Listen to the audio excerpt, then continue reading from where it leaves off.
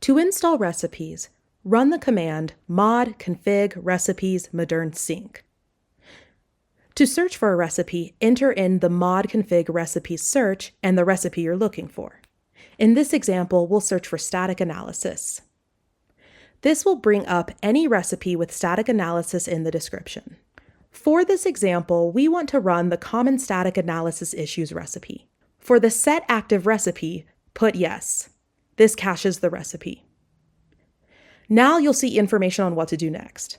We want to run the active recipe.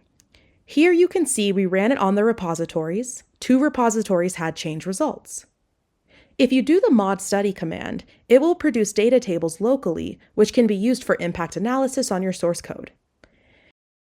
If you run the mod git apply command, then it will apply the changes and create a patch file. Next, let's look at a recipe that searches your code. Let's take a look at the Find Java Versions in Use recipe.